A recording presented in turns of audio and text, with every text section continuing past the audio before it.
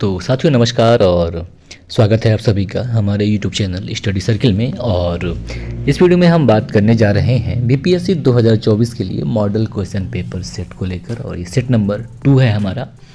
अब जैसा कि एग्ज़ाम का जो तारीख है लगभग करीब है, 13 दिसंबर एग्ज़ाम है, तो देखते हैं कितना तैयार हैं आप। पहला प्रश्न है हमारा कि भारतीय संविधान ने प्रारंभ में किस अवधि के लिए सभी सरकारी उद्देश्यों हेतु अंग्रेजी भाषा के उपयोग के लिए अनुमति प्रदान की थी? 5 वर्ष, 10 वर्ष, 15 वर्ष या 20 वर्ष? सही विकल्प यहाँ पे सी हो जाएगा। 15 वर्ष के लिए अनुमति प्रदान की थी अनुच्छेद 343(2) के तहत। ठीक है। अब दूसरा प्रश्न है कि चंपारण सत्याग्रह के दौरान नील की खेती किस नाम से पहचानी जाती थी? तिनकठिया पद्धति, रैयतवाड़ी पद्धति, झूम कृषि या नीलकारी? सही विकल्प यहाँ पे ए हो जाएगा कि तिनकठिया पद्धति कहलाती थी। मतलब ये था कि आपका 1 बीघा खेत है तो उसमें आपको 3 कट्ठे में नील की खेती करनी पड़ेगी।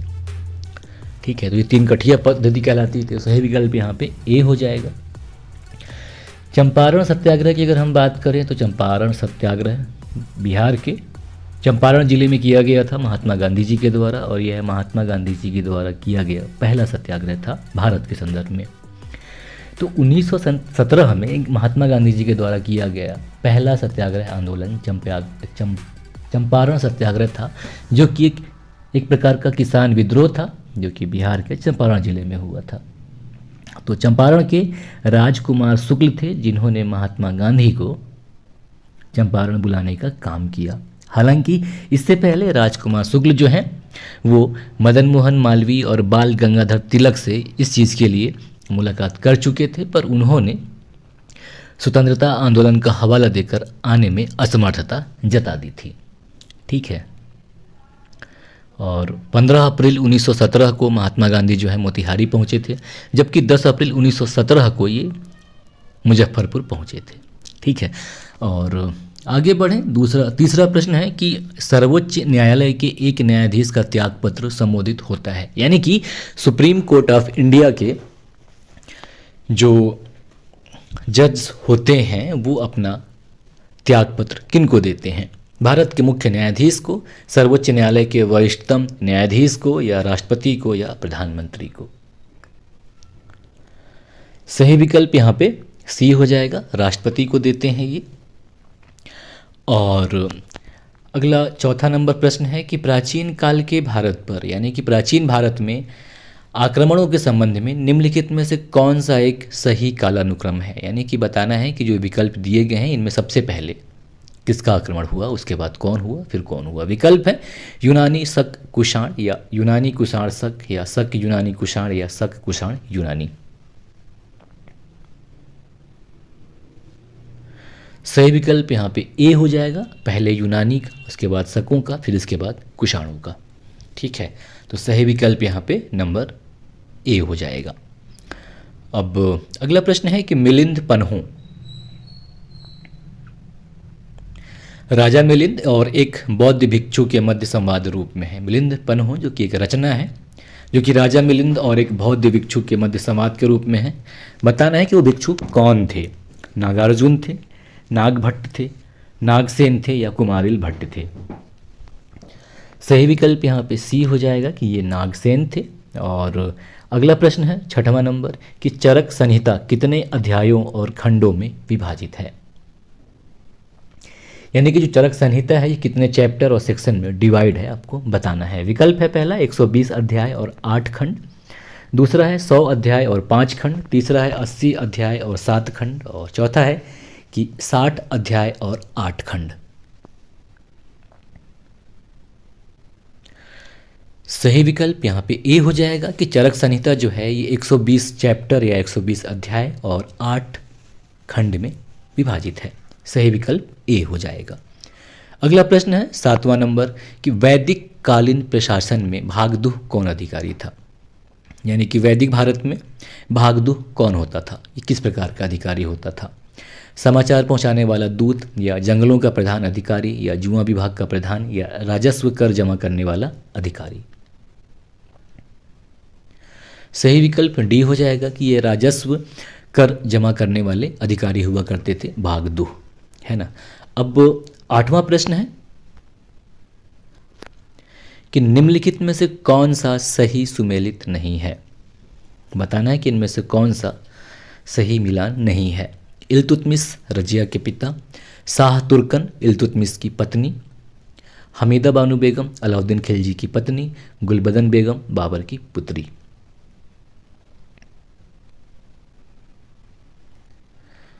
तो सही विकल्प यहाँ पे सी हो जाएगा कि हमीदा बानो बेगम जो है यह अलाउद्दीन खिलजी की पत्नी नहीं थी, बल्कि हुमायूं की पत्नी थी। यानी कि कहा जाए कि अकबर की माँ का नाम हमीदा बानो बेगम था, जिसे अकबर ने मरियम मकानी का नाम दिया था।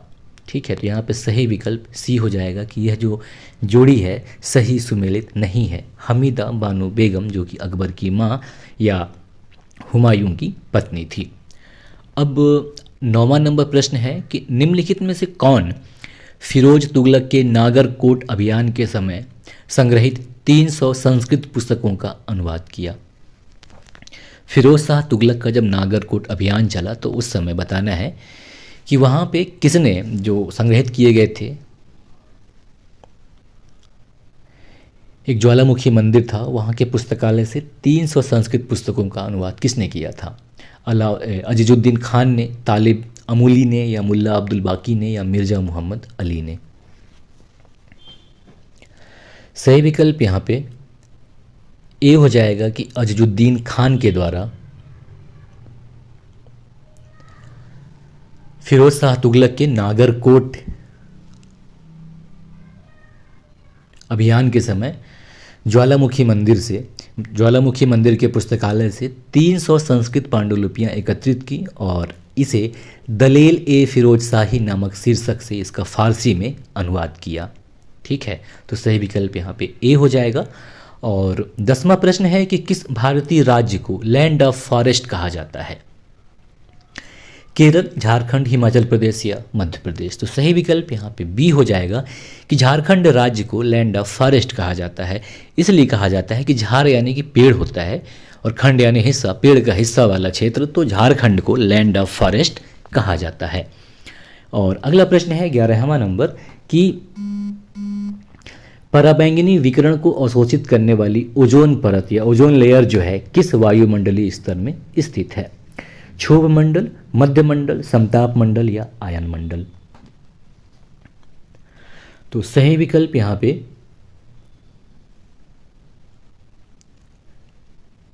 सी हो जाएगा कि समताप मंडल या स्ट्रेटोस्फीयर में ओजोन लेयर जो है पाई जाती है। तो सही विकल्प यहाँ पे सी हो जाएगा।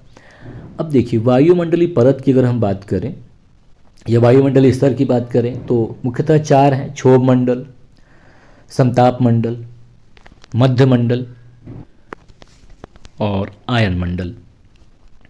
क्षोभ मंडल की अगर हम बात करें तो यह वायुमंडलीय परत का मतलब वायुमंडल का सबसे निचला परत है, जहाँ पे जो कि पृथ्वी की सतह से औसतन जो है 12 किलोमीटर की ऊंचाई तक फैली हुई है और इसकी जो ऊंचाई है ध्रुवों की तरफ कम होती है, जबकि भूमध्य रेखा पर सबसे अधिक होती है। और क्षोभ मंडल का सबसे बड़ा विशेषता यह है कि इस मंडल में यानी कि क्षोभ मंडल में ऊंचाई के साथ साथ तापमान जो है बढ़ता है, यानी कि जो टेम्परेचर है वो इंक्रीज होता है और पृथ्वी की जो अधिकांश मौसमी घटनाएं हैं वो क्षोभ मंडल में ही संपन्न होती हैं। इसके अलावा अलग अलग मौसम में उत्पन्न होने वाली सभी प्रकार के बादल जो हैं क्षोभ मंडल में ही पाए जाते हैं। और समताप मंडल की बात करें या स्ट्रेटोस्फीयर जो कि ओजोन परत का घर है, तो यह पृथ्वी की सतह से 12 से 50 किलोमीटर के मध्य में समताप मंडल पाया जाता है, जहां पर ऊंचाई के साथ साथ तापमान में वृद्धि होती है। और वजह यह है कि ओजोन के निर्माण की प्रक्रिया में जब ओजोन का निर्माण होता है तो उस समय ऊष्मा निकलती है और यही वजह है कि समताप मंडल में जो तापमान है वो उच्च होता है। इसके अलावा जो समताप मंडल है यह बादल और मौसमी घटनाओं से बिल्कुल फ्री होता है, मुक्त होता है। इसकी वजह से विमान चालक जो है यहाँ पे विमान चलाना पसंद करते हैं। अब मध्यमंडल की बात कर लें तो पृथ्वी की सतह से 50 से 80 किलोमीटर के बीच स्थित जो मंडल है, जो परत है, उसे मध्यमंडल कहा जाता है। यहाँ पे क्या है कि ऊंचाई के साथ साथ यहाँ पे ठंडा तापमान जो है घटता जाता है। यहाँ पर औसतन तापमान की बात करें तो वो -85 डिग्री सेल्सियस होता है, या फ़ारेनहाइट की बात करें तो -120 डिग्री फ़ारेनहाइट होता है। और जो उल्कापिंड होते हैं वो मध्यमंडल में ही आकर जल जाते हैं।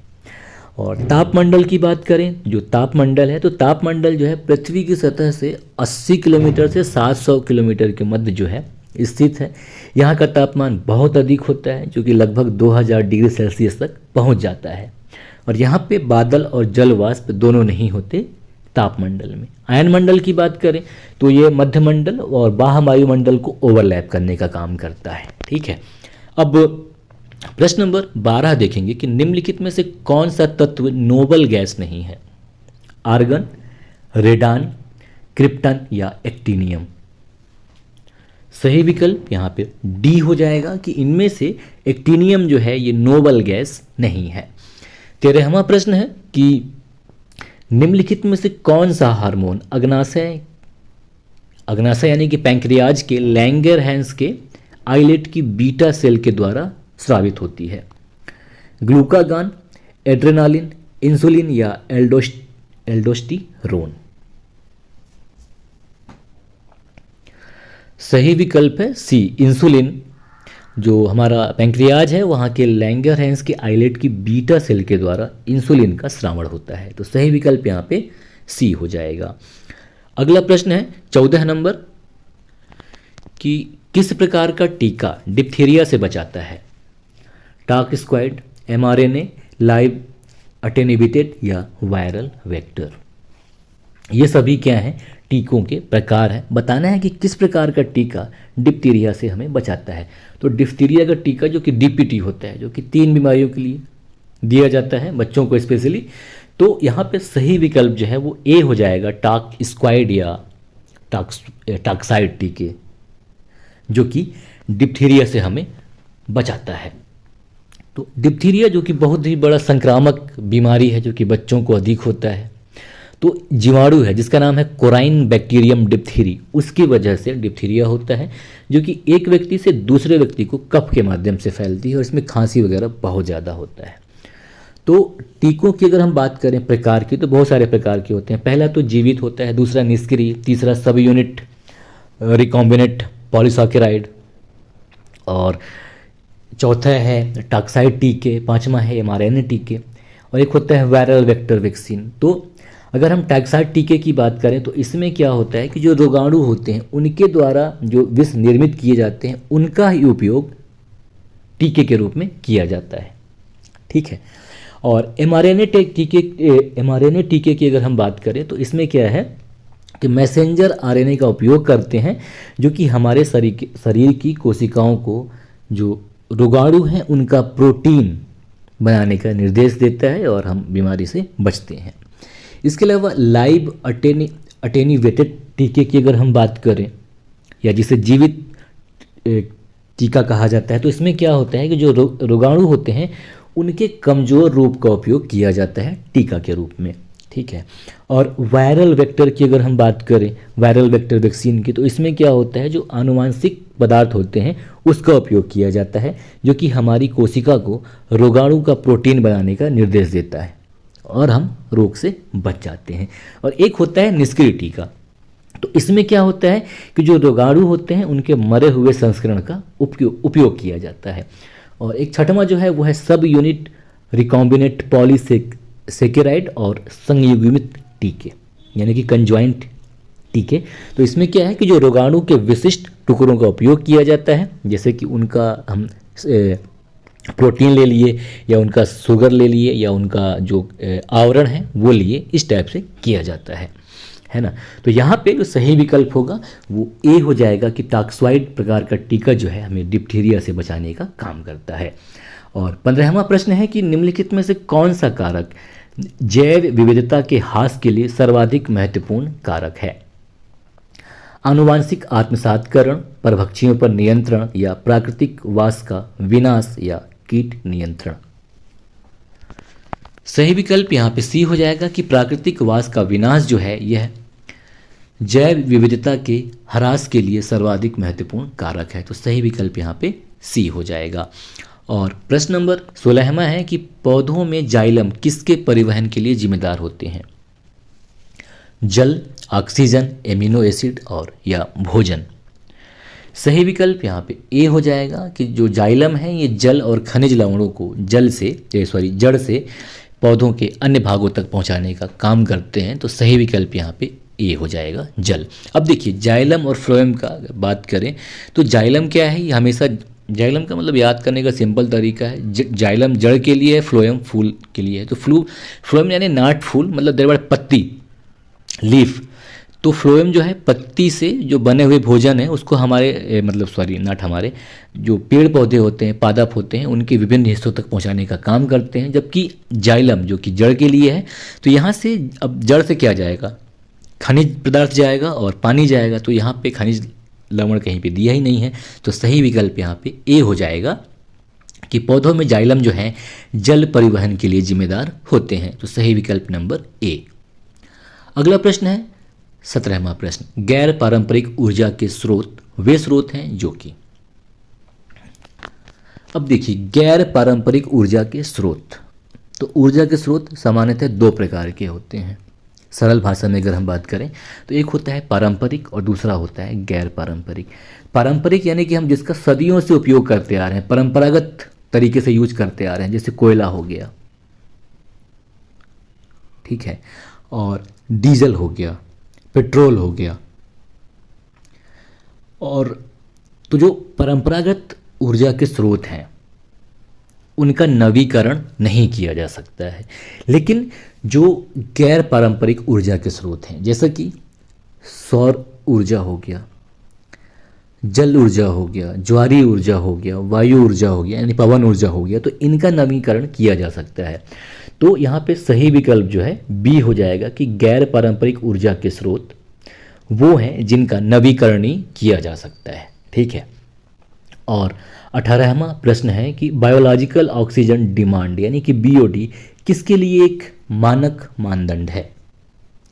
जलीय पारिस्थितिकी तंत्र में प्रदूषण की जांच के लिए, या उच्च ऊंचाई वाले क्षेत्रों में ऑक्सीजन की जांच के लिए, या रक्त में ऑक्सीजन के स्तर की जांच के लिए, या वन पारिस्थितिकी तंत्रों में ऑक्सीजन के स्तर के संग्रहण के लिए। सही विकल्प यहाँ पे नंबर ए हो जाएगा कि जलीय पारिस्थितिकी तंत्र में प्रदूषण की जांच के लिए, ठीक है। तो 18वें का सही विकल्प ए हो जाएगा। 19वां प्रश्न है कि जलीय पौधा जिसे प्रायः जल प्लावित धान के खेत में जैव उर्वरक के रूप में प्रयोग में लाया जाता है वो कौन है? लेमना, वोल्फिया, एजोला या ट्रॉपा। सही विकल्प यहाँ पे सी हो जाएगा कि यह एजोला है। अगला प्रश्न है 20वां नंबर की समुद्री शैवाल किसके महत्वपूर्ण स्रोत हैं? आयोडीन के, क्लोरीन के, ब्रोमीन के या आर्गन के। तो देखिए समुद्री शैवाल जो हैं आयोडीन के महत्वपूर्ण स्रोत हैं। तो सही विकल्प यहाँ पे ए हो जाएगा कि समुद्री शैवाल जो हैं ये आयोडीन के महत्वपूर्ण स्रोत हैं। प्रश्न नंबर 21वां है कि निम्नलिखित में से कौन एक कीट भक्षी पौधा है, यानी कि इनमें से कौन जो है कीट भक्षी पौधा है? निक्टेथिंस या निलंबो या निकोटियाना या नेपेंथिस। तो यहाँ पे सही विकल्प डी हो जाएगा कि जो नेपेंथिस है वह कीट भक्षी पौधा है। तो नेपेंथिस जो है अगर हम बात करें तो नेपेंथस या नेपेंथिस जो है ये मांसाहारी पौधों का एक वंश है जिसमें पिचर प्लांट जो है वो इसी वंश का है। जो पिचर प्लांट जिसे कि घटपर्णी कहा जाता है, ये देख सकते हैं बड़ा बेहतरीन दिखता है ये। तो ये नेपेंथिस जो है इस वंश का यानी कि इस जेनस का पौधा है पिचर प्लांट। पिचर प्लांट जो है नेपेंथिस जेनस में आता है। तो सही विकल्प यहाँ पे डी हो जाएगा, नेपेंथिस। तो देखिए जो कीट भक्षी पौधे होते हैं असल में क्या करते हैं, इनकी अगर हम बात करें तो इनकी लगभग कुल 400 प्रजातियां जो हैं संसार में पाई जाती है, जिनमें प्रायः 30 प्रजातियां जो है वो हमारे देश भारत में पाई जाती है। और ये ऐसे स्थानों पर उगते हैं जहां पर नाइट्रेट या नाइट्रोजन की कमी होती है। तो नाइट्रोजन की कमी को पूरा करने के लिए ही ये जो पौधे होते हैं ये कीटों का भक्षण करते हैं और उनसे नाइट्रोजन प्राप्त करते हैं।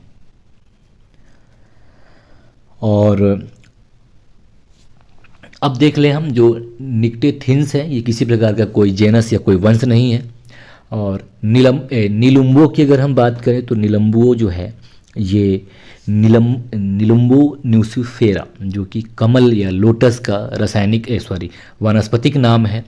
तो बी जो हो जाएगा ये कमल से संबंधित है। और तीसरा निकोटियाना जो कि तंबाकू यानी खैनी से जो अपना निकोटियाना जो कि एक जेनस है, निकोटियाना वंश जो तंबाकू का वंश है, जो कि सोलोनेसी फैमिली का पेड़ होता है, तंबाकू का पेड़। लेकिन उसकी हम जेनस की अगर हम बात करें तो निकोटियाना जेनस हो जाता है। तो यहाँ पे सही विकल्प जो है वो डी हो जाएगा कि कीटभक्षी पौधे का जो जेनस है इनमें वो नेपेंथिस है। ठीक, अब आगे देखेंगे 22वें प्रश्न की।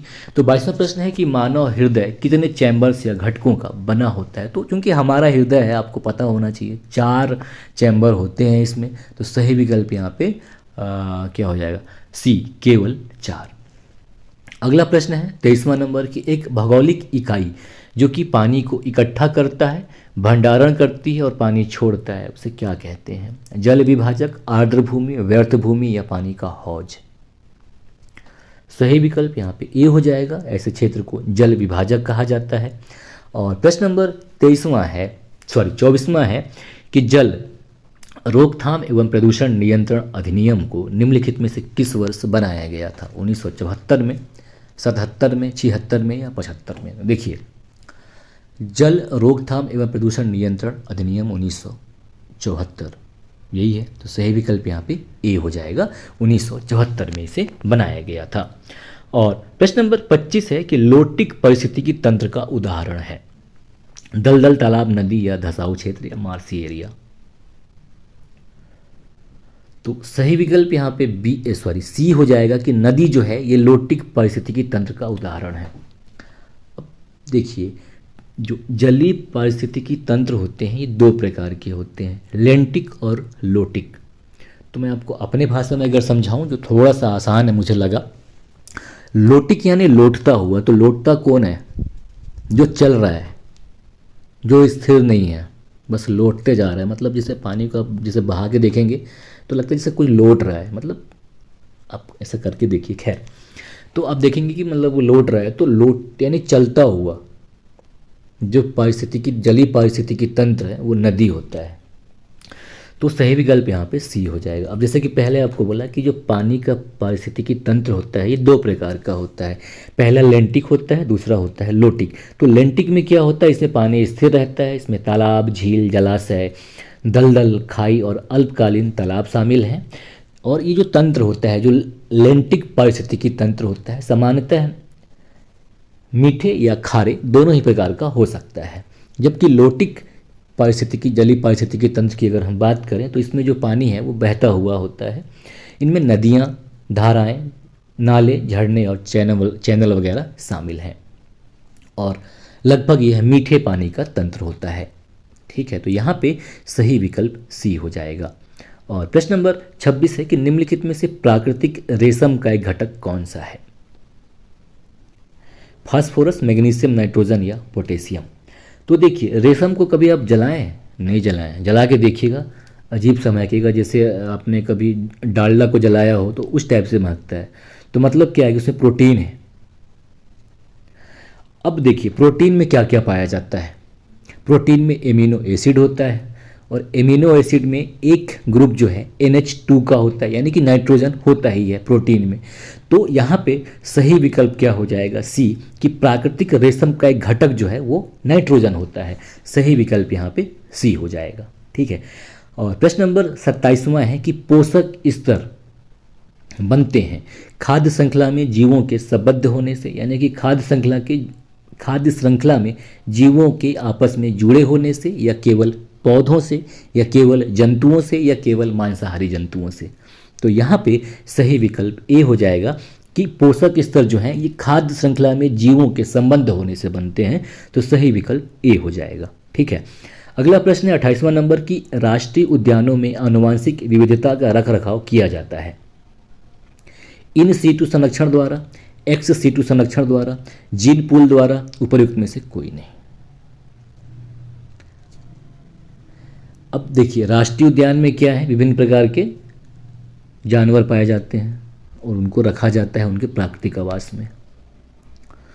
तो आनुवांशिक विविधता का संरक्षण किया जा रहा है कैसे, इन सीटू, यानी कि स्वस्थानीय, यानी कि जहाँ पे हैं उनको वहीं पे उनको आवास दिया जाए। तो यहाँ पे सही विकल्प ए हो जाएगा, इन सीटू कंजर्वेशन के द्वारा।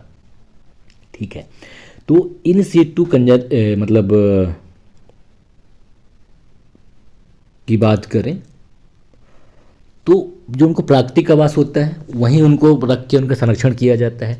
जबकि एक्स सीटू संरक्षण की अगर हम बात करें, यानी कि जैसे कि हिंदी में बाह्य स्थानीय संरक्षण कहा जाता है, तो उसमें क्या होता है कि जो लुप्त प्राय पौधे होते हैं और जानवर होते हैं या जंतु होते हैं उनको उनके प्राकृतिक आवासों के बाहर संरक्षित करने का यानी प्रोटेक्टेड करने का काम किया जाता है। इसका सबसे बेहतरीन उदाहरण है बीज बैंक और चिड़ियाघर। तो चिड़ियाघर में आप देखे होंगे कि वो जानवर वहाँ वाकई में वैसा होता नहीं है कि वो वहाँ पाया जाए, लेकिन वहाँ रखा जाता है। तो ये एक्स सीटू संरक्षण का बेहतरीन उदाहरण है। लेकिन यहाँ पे पूछ रहा है कि राष्ट्रीय उद्यानों में आनुवांशिक विविधता का रखरखाव किस प्रकार से किया जाता है, तो इन सीटू संरक्षण के माध्यम से किया जाता है। सही विकल्प ए हो जाएगा। ठीक है, अगला प्रश्न है 29 नंबर कि भारत के किस भाग में हांगुल नाम का हिरण पाया जाता है।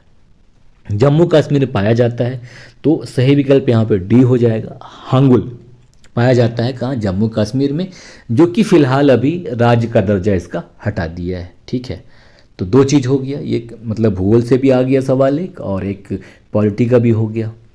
ठीक है, अगला प्रश्न है 30वां नंबर की निम्नलिखित में से कौन सा बायोडिग्रेडेबल प्रदूषक नहीं है।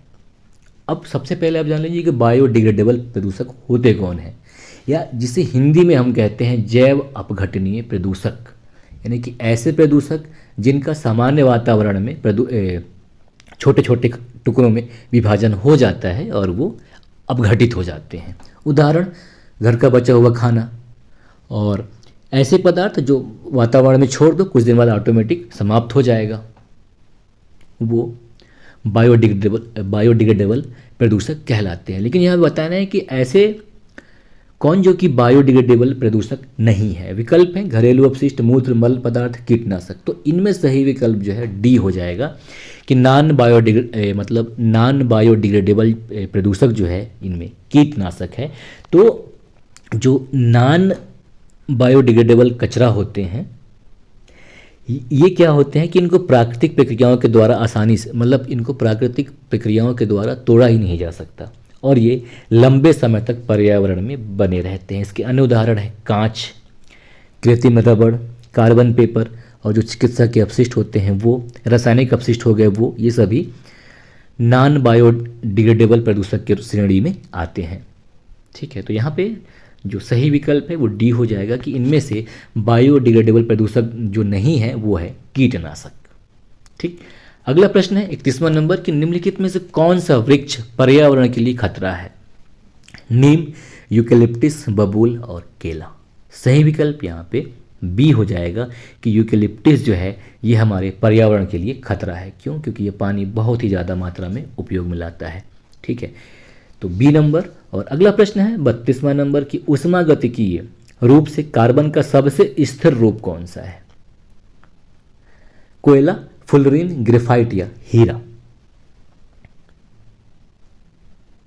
सही विकल्प सी हो जाएगा कि ग्रेफाइट जो है यह ऊष्मागतिकीय रूप से कार्बन का सबसे स्थिर रूप है। और अगला प्रश्न है 33 नंबर कि नीचे दिए गए यौगिकों में से कौन सा एक प्राकृतिक गैस का या नेचुरल गैस का एक मुख्य अवयव है। ब्यूटेन, हेक्सेन, बेंजीन या मीथेन। सही विकल्प यहाँ पे मीथेन हो जाएगा कि मीथेन जो है ये नेचुरल गैस का मुख्य अवयव है, डी विकल्प। 34वां नंबर प्रश्न है कि भारत में सौर ऊर्जा द्वारा संचालित पहला हवाई अड्डा है, यानी भारत में सोलर एनर्जी से चलने वाला पहला एयरपोर्ट कौन सा है। चेन्नई, अहमदाबाद, कोचीन या नई दिल्ली। सही विकल्प यहाँ पे सी हो जाएगा कि कोचीन एयरपोर्ट जो है यह भारत का सौर ऊर्जा से चलने वाला पहला हवाई अड्डा है। सी विकल्प यहाँ पे सही हो जाएगा। अब देखिए, कोचीन एयरपोर्ट की अगर हम बात करें तो उसका पूरा नाम है कोचीन इंटरनेशनल एयरपोर्ट लिमिटेड यानी कि CIAL, जो कि देश का चौथा सबसे बड़ा एयरपोर्ट है और सन 2015 में ही यह पूरी तरह से सौर ऊर्जा से संचालित होने वाला दुनिया का, नॉट इंडिया बल्कि पूरे संसार का पहला हवाई अड्डा बन गया था, जो कि केरल राज्य का सबसे बड़ा और व्यस्त हवाई अड्डा भी है। इसके अलावा यह हवाई अड्डा जो है कोचीन का इंटरनेशनल एयरपोर्ट जो है यह 1999 में सार्वजनिक निजी भागीदारी यानी कि PPP यानी कि प्राइवेट पब्लिक पार्टनरशिप के तहत बनने वाला देश का पहला हवाई अड्डा भी है। ठीक है, तो यहाँ पे सही विकल्प सी हो जाएगा कोचीन। 35वां नंबर प्रश्न है कि निम्नलिखित में से कौन सा स्तनधारी अंडे देता है। तो देखिए, अंडे देने वाला स्तनधारी जो है वो एकिडना है, तो सही विकल्प यहाँ पे बी हो जाएगा। ठीक है। 36वां नंबर प्रश्न है कि निम्नलिखित में से कौन सा हरित गृह गैस नहीं है। आर्गन, क्लोरोफ्लोरोकार्बन, मीथेन या कार्बन डाइऑक्साइड। सही विकल्प यहाँ पे ए हो जाएगा कि आर्गन जो है यह हरित गृह गैस नहीं है यानी कि ग्रीन हाउस गैस नहीं है।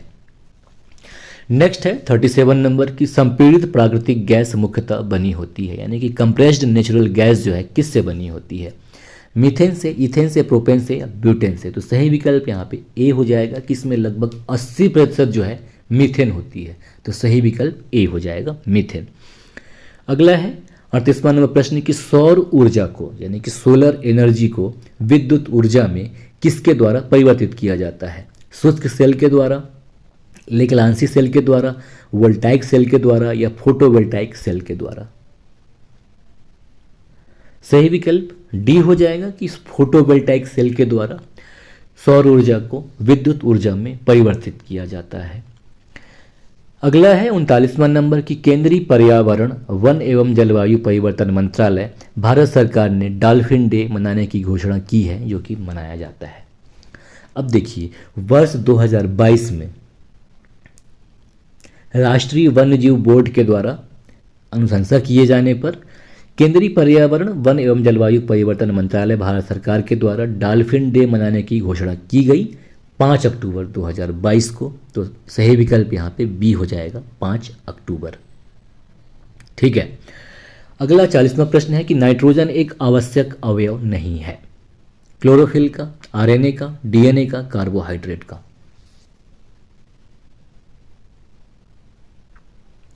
तो क्लोरोफिल में नाइट्रोजन होता है, RNA में होता है, DNA में होता है, तो सही विकल्प क्या हो जाएगा, डी विकल्प कि कार्बोहाइड्रेट में जो है नाइट्रोजन एक आवश्यक अवयव नहीं है। ठीक, डी विकल्प यहाँ पे सही हो जाएगा। अगला प्रश्न है 41वां नंबर की सामान्य दृष्टि के लिए निम्नलिखित में से कौन सा विटामिन आवश्यक होता है। फोलिक एसिड, राइबोफ्लेविन, नियासिन या रेटिनॉल। तो देखिए, आँख का संबंध रेटिना से होता है। ठीक है, तो विटामिन ए आँख के लिए ज़रूरी है और जो विटामिन ए है उसे रेटिनॉल भी कहा जाता है। तो जैसे कि मैंने पहले कहा आपका कि आँख का संबंध रेटिना से होता है, तो रेटिना, लौ हटा दीजिए रेटिना, तो सही विकल्प यहाँ पर डी हो जाएगा कि विटामिन ए जो है जिसे कि रेटिनॉल कहा जाता है उसका सामान्य दृष्टि के लिए हमारे लिए होना जरूरी है। तो सही विकल्प यहाँ पे डी हो जाएगा। जबकि फोलिक एसिड की बात करें तो जिसे कि विटामिन B9 या फोलेट भी कहा जाता है, जबकि राइबोफ्लोविन की अगर हम बात करें तो यह विटामिन B2 है। इसके अलावा नियासिन या विटामिन B3।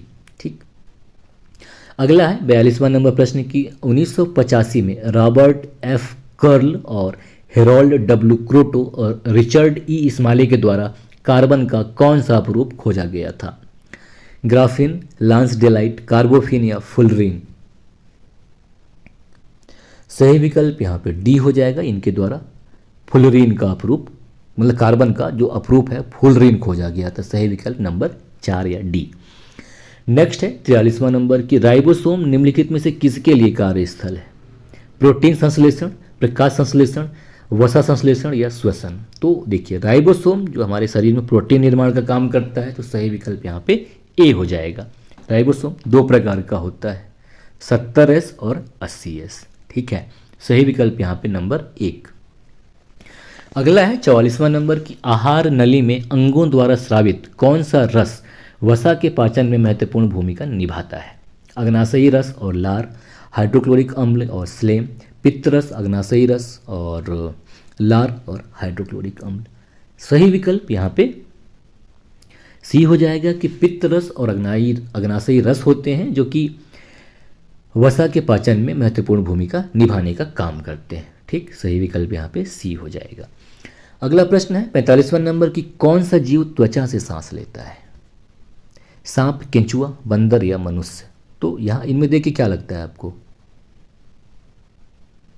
केंचुआ लेता है, क्योंकि मतलब सामान्यतः अगर देखें तो गीला गीला दिखता है, तो मतलब ठीक है लेता होगा, लेकिन रियल में केंचुआ ही जो है वो त्वचा से सांस लेता है।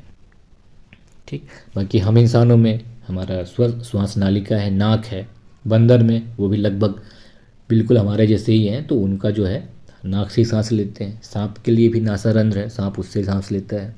तो बचता है केंचुआ, यहाँ पे सही विकल्प नंबर बी हो जाएगा, 2 नंबर। अगला है 46वां नंबर की वे रासायनिक पदार्थ जो जीवित जीवों की गतिविधियों और उनकी वृद्धि का समन्वय करते हैं कौन है वो, या क्या कहलाते हैं? हार्मोन, रक्त, सोडियम या कोशिका द्रव? तो ये सभी काम किसका है? हार्मोन का है, जो कि हमारी गतिविधियों और हमारी जो वृद्धि है उनको कोऑर्डिनेट करने का काम करते हैं, ये हार्मोन होते हैं। तो सही विकल्प यहाँ पे ए हो जाएगा। ठीक है, और अगला प्रश्न है 47 नंबर की प्रकाश के प्रति प्रतिक्रिया में पौधों के भाग की गति को क्या कहा जाता है? यानी कि प्रकाश के लिए जो पौधे गति करती हैं उसे क्या कहते हैं? यानी कि प्रकाश की तरफ देखकर। इसका सिंपल ऐसा है कि जैसे आप किसी पेड़ को घर में रख दीजिए और उसे एक टाइम किसी भी टाइम धूप दीजिए, या तो सुबह का या शाम का, तो आप देखेंगे कि अगर सुबह का धूप मिल रहा है तो उसका झुकाव जो है पूरब की ओर हो जाएगा, अगर शाम को देते हैं तो उसका पश्चिम की ओर हो जाएगा। तो इस घटना को फोटोट्रोपिज्म कहते हैं। तो सही विकल्प है यहाँ पे ए। ठीक है, 48वां नंबर है कि निम्नलिखित में से कौन सा धातु नहीं है? पारा, फास्फोरस, एल्यूमिनियम या सोडियम? तो सही विकल्प यहाँ पे नंबर 2 हो जाएगा, या बी विकल्प की फास्फोरस जो है यह धातु नहीं है। ठीक है, अब 49वां नंबर प्रश्न है कि गतिमान बस में एक यात्री को आगे की ओर धक्का लगता है जब बस अचानक रुक जाती है। इसकी व्याख्या किसके द्वारा की जाती है? न्यूटन के किस नियम के द्वारा? तो न्यूटन का पहले नियम के द्वारा इसकी व्याख्या की जाती है। तो सही विकल्प यहाँ पे ए हो जाएगा, न्यूटन के पहले नियम द्वारा। हमारा 50वां और अंतिमवां प्रश्न है कि पृथ्वी के किस बिंदु पर गुरुत्वाकर्षण नहीं होता है? यानी कि पृथ्वी का कौन सा क्षेत्र है जहाँ पे गुरुत्वाकर्षण नहीं होता है? तो इसका जवाब आप कमेंट करके बताएंगे। तब तक के लिए नमस्कार, जय हिंद, अच्छे से तैयारी करिए, जय भारत।